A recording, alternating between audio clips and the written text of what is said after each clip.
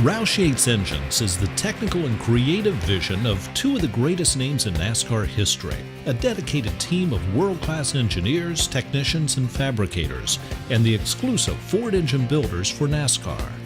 Roush Yates is comprised of three divisions.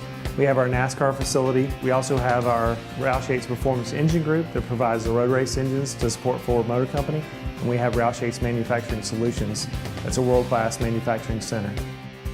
Growing up, I always had ambitions of a pristine shop and nice and clean and people with lab coats and great dynamometers and equipment to measure things with, and this is it. Roush Yates Engines has not only built a reputation as one of the finest engine builders in the world, it's revolutionized an entire industry. In 1990, everybody built their own engines. So if you had 40 cars, you had 40 engine shops. And today we are the sole source of Ford racing engines, which we're really proud that we could see far enough ahead and be good partners with Ford Motor Company and our teams.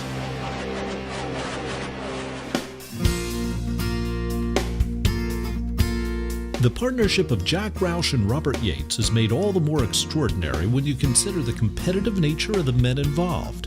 Both legendary team owners, both with a burning desire to win. They once even tangled just trying to leave the infield after a race at Richmond. I'm a terrible driver. Don't get in my way. We both saw a single lane of traffic access going out of the tunnel, and we ran for it. I'm like, I'm not letting you. And the van and the Volvo got tangled up. I know I lost the headlights out of my grill, and there was some small damage to the van. I backed into him so hard he didn't have any headlights left. Did you know who it was that was in the Oh, van? absolutely. Oh yeah, he saw me coming. Don't mess with me, Jack. We got over that. That was like two siblings competing for the sucker on the table, the kitchen. But by 2003, the spectacular new Yates Engine Shop, Jack Roush's desire to move his engine operation south, and a changing competitive landscape within NASCAR made a Roush-Yates relationship look made in the stars instead of merely star-crossed. In 2003, when we moved in here and fully functioning, we had a lot of extra capacity. At the same time, it was Jack Roush and Robert Yates were the only two Ford organizations. We raced harder against each other than we did the rest of the field, and it was actually hurting us. And my dad and I said, it's time, let's go talk to Jack. Touched him on the back and turned around and I said, we need to talk. Where? When? I'll be at your motorhome in an hour. He knew about my interest in moving to Charlotte, said that he thought that maybe it was a time that we should talk about doing things together. And my dad and Jack really weren't big fans of each other. Matter of fact, there was some stress and tension in the meeting, and so we said, hey, we have this idea. And he said, I'll listen. And he said, we have this great engine facility, and we'd like to look at how can we do our engine program together. I thought about that for a short period of time, said that's a heck of an idea. That sounds like it would be good for all of us, and that would be good for the future. As I considered what Robert's assets were and the things that he would bring, one of the things that was most interesting to me was the fact that he had his son involved with a mechanical engineering degree that was ready to follow his footsteps.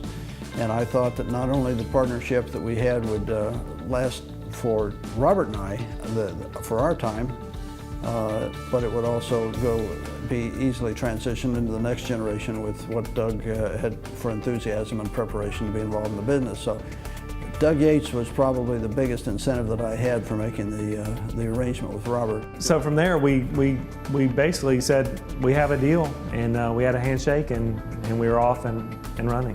Roush Yates Engines came together so fast, there were serious questions about just how to handle the fast-approaching 2004 NASCAR season. Why don't we use Jack's engines for the first little bit and use Robert's engines for the first little bit? And I said, no, that's not the way we're going to do it. We're going to combine all this knowledge and we're going to go racing. Literally, we were here 7 days a week and spent a lot of nights sleeping on the couch. And we came out with our engine. And the proudest moment for me, when we qualified for the Daytona 500, our car sat on the front row the very first outing. Jack Roush's car with Greg Biffle was on the pole, and my dad's car with Elliott Sadler was the outside pole. And that picture's in our lobby, and that's one picture that will never come down. That was certainly a great launch to a partnership that's been just super for us down through the years. The success we've had has been more together, I think, than I would have expected either one of us to have had singularly and competitively.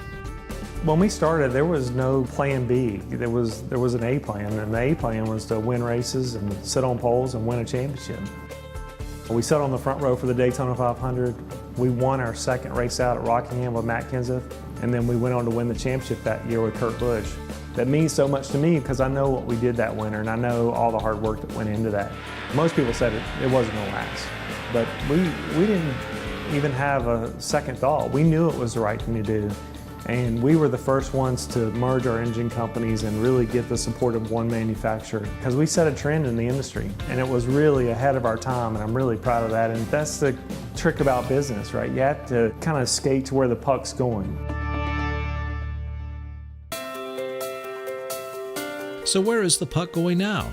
Well, today and into the future, Roush Yates engines will continue to lead technological advances, not just keep up with them. We're always trying to look ahead. As far as people, processes, and really where's the sport going? Where's it going to be 5 years from now or 10 years from now?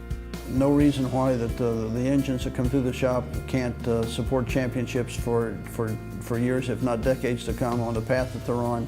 Look to the future with great optimism.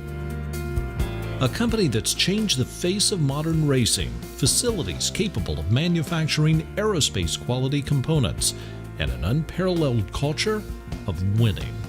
We are a great engineering company, and we do great engineering projects, so we think that that's an avenue for us down the road. But at the end of the day, it's all about winning races and winning championships, and that's what makes us a world-class company.